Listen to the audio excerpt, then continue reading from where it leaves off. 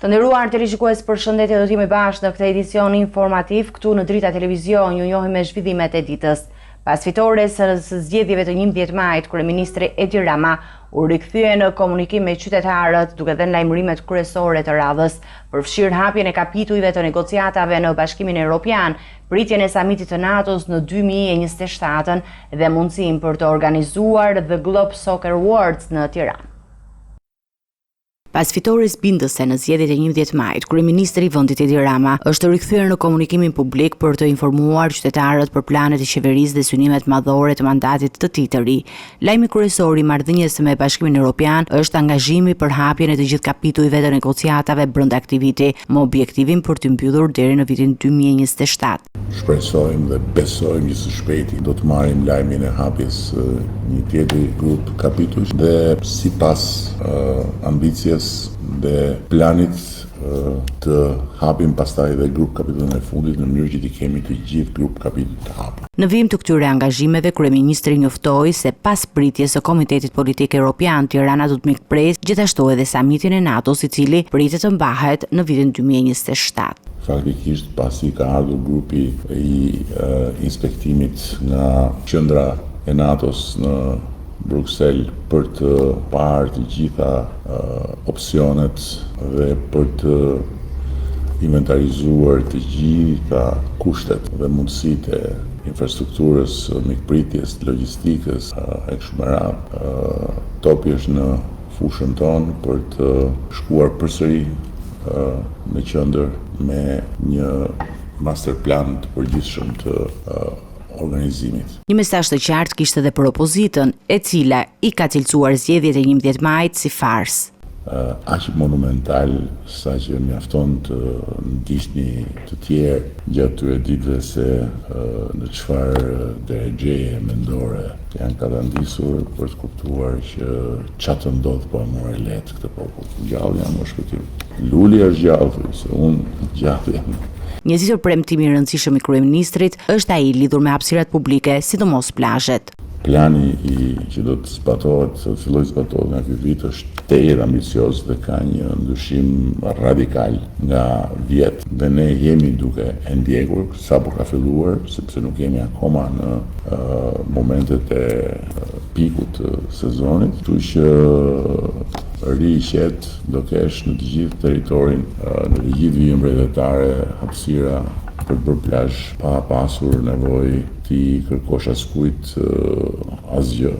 Jo vetëm Bregdeti, por edhe kryeqyteti do të përfitojë nga një plan i ri pastrimit të hapësirave publike, me synimin largimin e zaptimeve të palishme, si përdorimi i padrejtë i hapësirave për parkim me trar apo bileta, që pengojnë lirinë e qarkullimit për banorët e zonave të banuara. Në ndërkohë që jemi duke punuar me Bashkinë e Tiranës për një plan të ri të pastrimit të gjitha hapësirave brenda lagjeve, nga të gjitha llojet e zaptimeve, duke filluar nga një zaptim i mërshëm dhe i patolerueshëm me trar dhe me dhe dhënie biletash për të parkuar makinën, sepse dikush thotë unë kam një pronë këtu. Nuk mund të kesh ti një pronë aty dhe ta përdorësh pronën si të duash, duke i vënë traun qytetarëve që jetojnë në një blok banimi. Rama njoftoi gjithashtu ambicien për të sjellë në Shqipëri The Globe Soccer Awards, një event prestigjioz i futbollit që vlerëson arritjet më të mëdha në sport. Tirana është në garë me Madridin për organizimin e edicionit evropian të këtij çmimi dhe sipas kryeministrit ka 95% shanse që eventi të zhvillohet në kryeqytet, ku do të nderohet futbollisti më i mirë i vitit.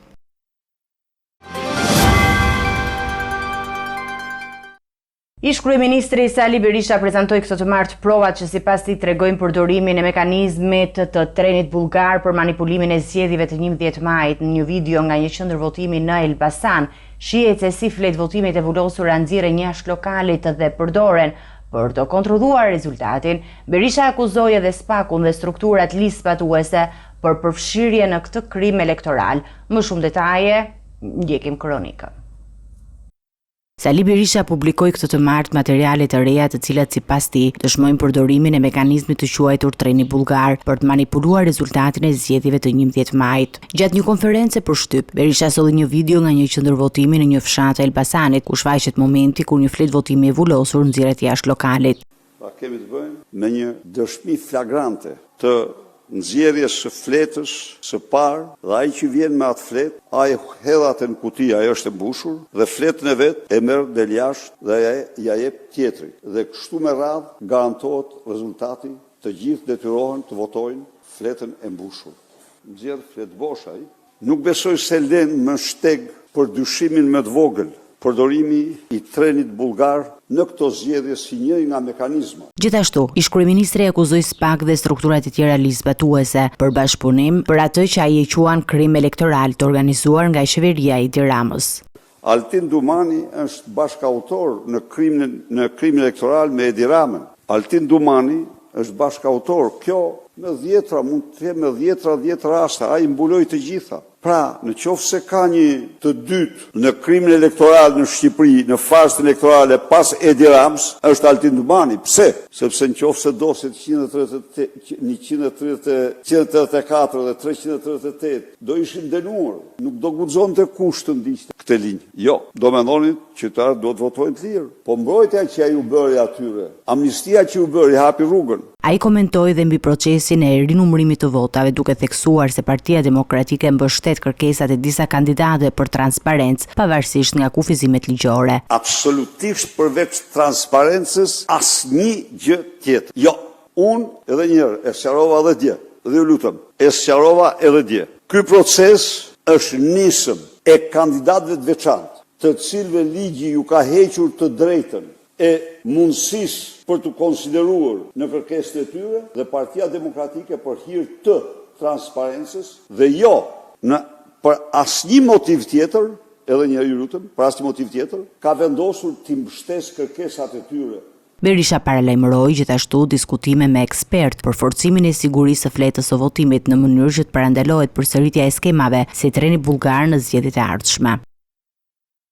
Ish-kryeministri Sali Berisha u paraqit këtë të martë në prokurinë e posaçme i thirrur nga prokurori Elvin Gjokaj për të marrë në pyetje si person në dieni lidhur me hetimin ndaj gjyqtares Irena Gjoka për shpifje. Në dalje nga seanca, Berisha përsëriti akuzat ndaj Gjokës dhe sulmoi Këshillin e Lartë Gjyqësor duke akuzuar se mbrojti gjyqtaren duke dhënë informacion të rrem për një konflikt interesi të mëparshëm.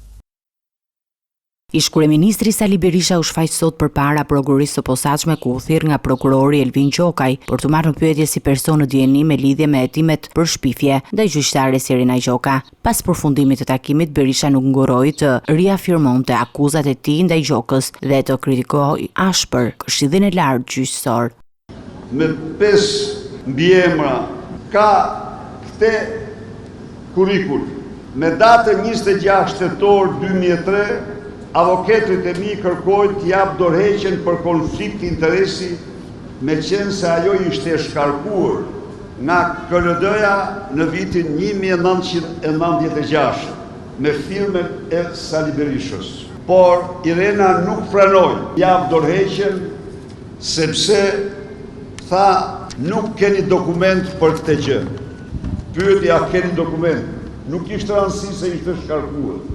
Në nëntor të vitit 2023, KLG-ja ju jep avokatërve të mi vendim në KLD-s për shkarkimin e Irena Gjokës. KLD-ja ju dorëzoi avokatërve të mi vendimin që Këshilli i Lartë i Drejtësisë kishte marrë për shkarkimin e saj në vitin 96. Por, dëgjoni tani fytyra e KLG-s. 2 javë më vonë, KLG-ja gënjen deputetët e Partisë Demokratike duke u shkruar se kinse nuk ka vendimmarrje të KLD-s në vitin 96, pasi e kishte dorëzuar këtë. E kuptoni se çfarë malli janë këta, çfarë llumi njerëzor janë këta. 2 javë para dorëzojnë çfarë llumi përfaqësojnë këta, 2 javë para dorëzojnë dokumentin. Pas 2 javë u thonë deputetëve nuk ekziston dokument. Gjithashtu, Berisha riktheu në vëmendje edhe pretendimet e tij për fshenjen e një dënimi të Gjokës në Greqi, si dhe për gënjeshtrën në procesin e vettingut ku sipas tij janë manipuluar të dhëna për një shumë prej rreth 60 milion lekësh. Ai i përmendi se Gjoka duhet të përgjigjet përpara drejtësisë për këto akuza. Në fillim të javës së ardhshme, Pallati i Sportit Faria Hoti në Tiranë do të pres kandidatët e qarkut të Tiranës dhe Fierit, të cilët do të ndjekin me vëmendje procesin e rinumërimit të votave, me shpresën për të ndryshuar fatin e tyre politik.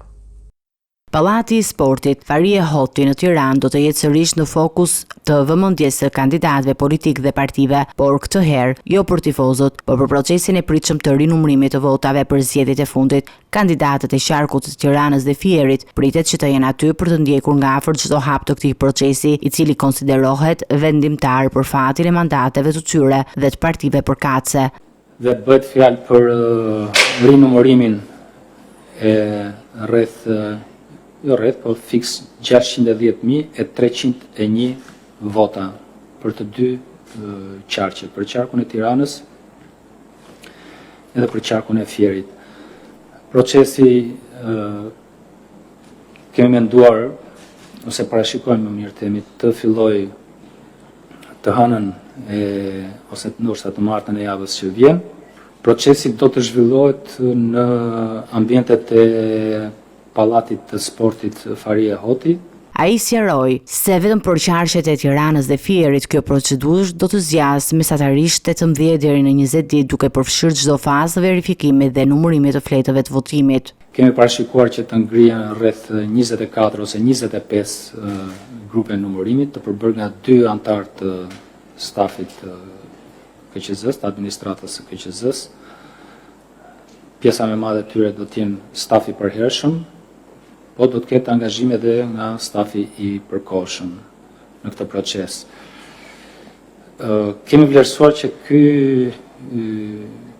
e gjithë procedura do të marrë të paktën për qarkun e Tiranës dhe për qarkun e Fierit, do të marrë ndërmjet 18 dhe 20 ditë. Ky proces vjen si pjesë e ankimimeve dhe kërkesave të ndryshme për verifikim të rezultateve dhe është i rëndësishëm për të garantuar transparencën dhe besueshmërinë e zgjedhjeve. Kandidatët dhe përfaqësues të partive do të kenë mundësi të ndjekin personalisht punën, duke kërkuar siguri për çdo vot të numëruar. Pallati i Sportit Farie Hoti pritet të kthehet në një qendër intensive të punës dhe diskutimeve politike për gati 3 javë, ndërsa vendimet e procesit të rinumërimit do të kenë ndikim të drejtë për drejtë në formimin e legjislaturës së ardhshme dhe përfaqësimin politik në parlament.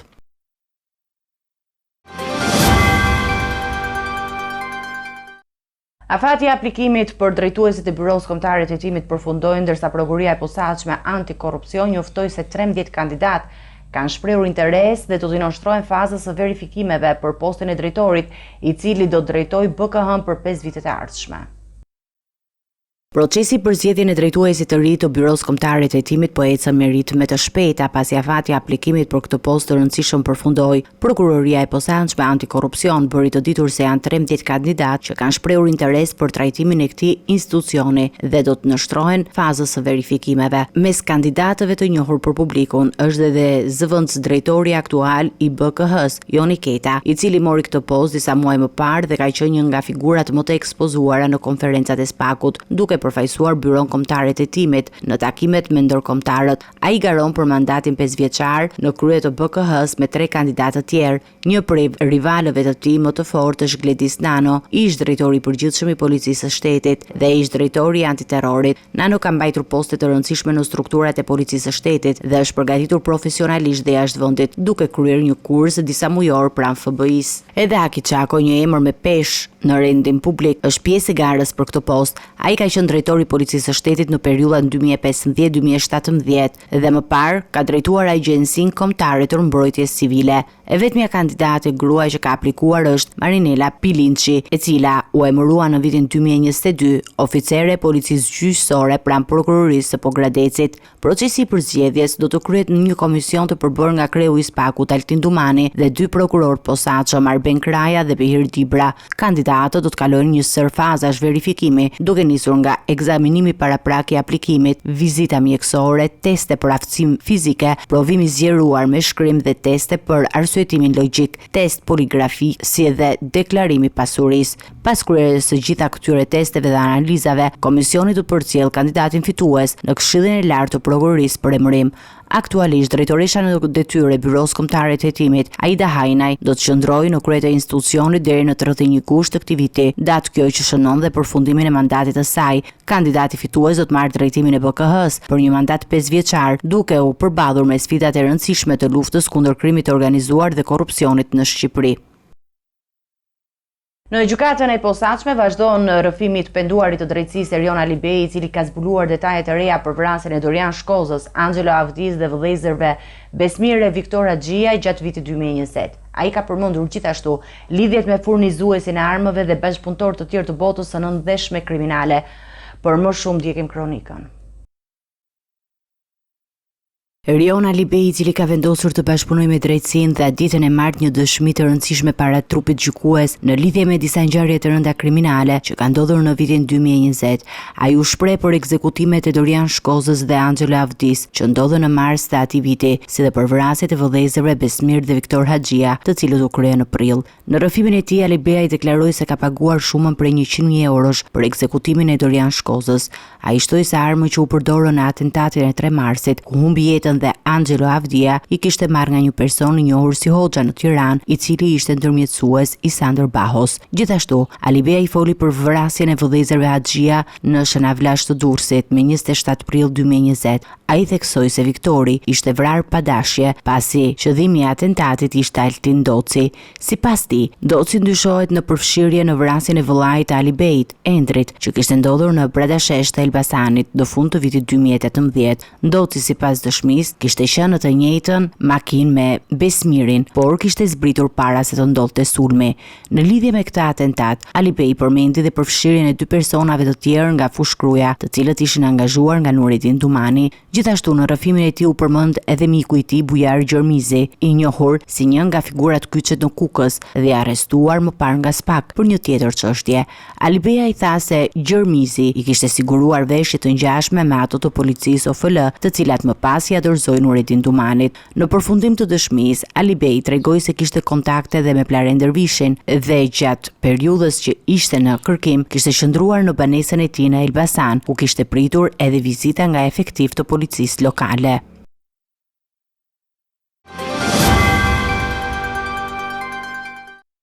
Një ngjarje e rëndë ka tronditur komunitetin e Prenjasit, ku një konflikt për motive të dobta mes 2 fëmijëve u kthye në një tentativë për vrasje.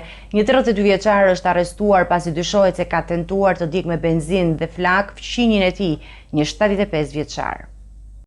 Në qytetin e Prenjasit ka ndodhur një ngjarje e rëndë që ka alarmuar banorët dhe autoritetet lokale, një konflikt mes 2 fëmijëve, i cili ka nisur për arsye të dobta dhe të papritura përfundoi në tentativë për vrasje. Sipas burimeve zyrtare, shtetasi 32 vjeçar me inicialet GO ka sulmuar fëmijën e tij, një burrë rreth 75 vjeç të quajtur me inicialet SO, duke e spërkatur me benzinë dhe më pas duke i vënë flakën.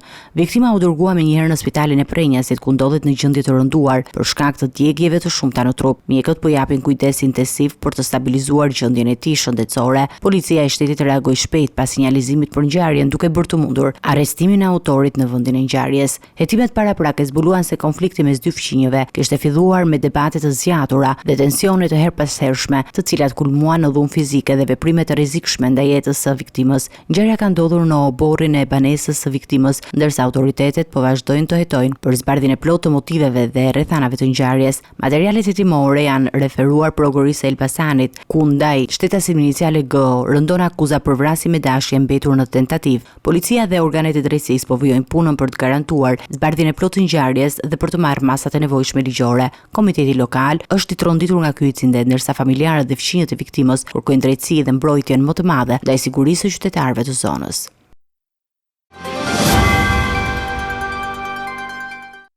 Pavarësisht të masave të marra, edhe në provimin e gjuhës shqipe dhe letërsisë u raportua përdorimi i celularit nga maturantët. Teza u publikua në rrjetet sociale vetëm 20 minuta pas nisjes së testimit, ndërsa Ministria e Arsimit mohon cënimin e besueshmërisë së provimit. Pas 2 orësh e 30 minuta testimi në provimin e gjuhës shqipe dhe letërsisë, maturantët deklaruan se pyetjet ishin të përfshira brenda programit mosimor, por shqetësimi nuk lidhej me vështirësinë e tezës, por me mënyrën e administrimit të provave.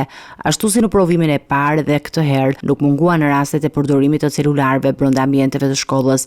Sipas raportimit, teza u fotografua dhe u publikua në rrjetet sociale vetëm 20 minuta pas nisjes së provimit. Megjithë këtë incident, Ministria e Arsimit dhe Sportit reagoi reagoi përmes një deklarate zyrtare duke theksuar se publikimi i tezës pas fillimit të testimit nuk ndikon ecurinë dhe besueshmërinë e procesit të maturës. Vitin e kaluar nota mesatare e maturantëve në këtë provim ishte 7.23, një rënje krahasuar me mesataren 7.34 të vitit 2023. Provimi i radhës dhe ai i matematikës në 17 qershor, ndërsa në 24 qershor do të zhvillohet testi për lëndët me zgjedhje që do të mbyll ciklin e maturës shtetërore 2025.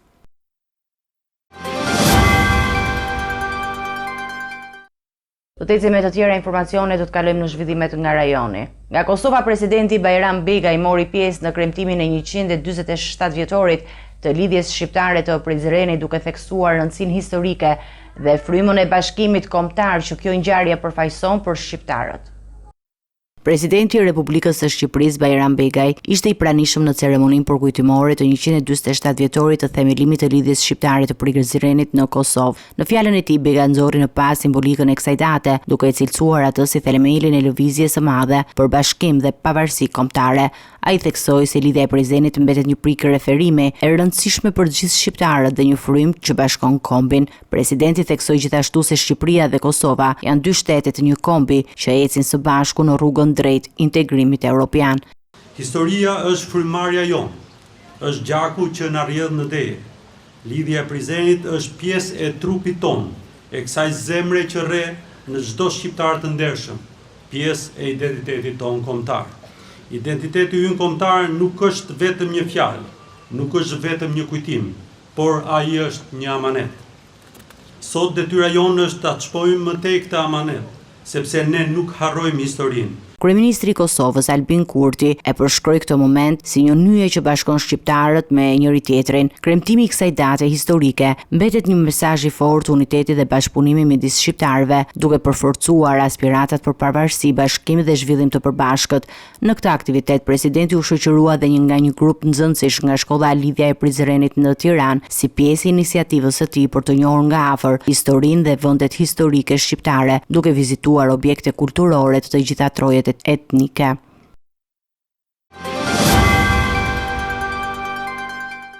Të nderuar teleshikues, do të njihemi me parashikimin e motit.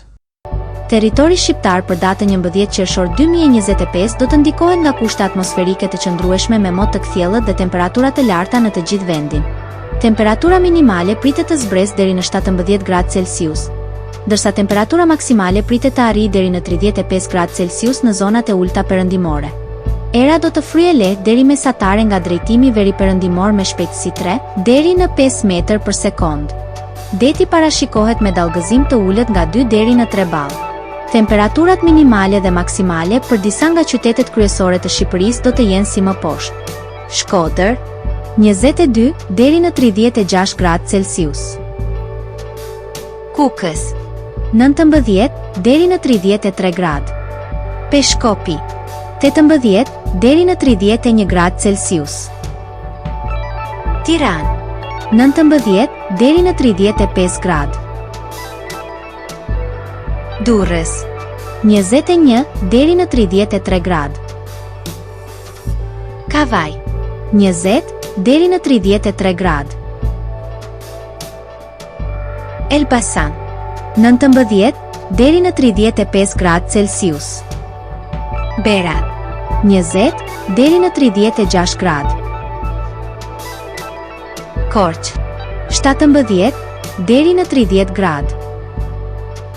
Vlorë 21 deri në 33 gradë Celsius.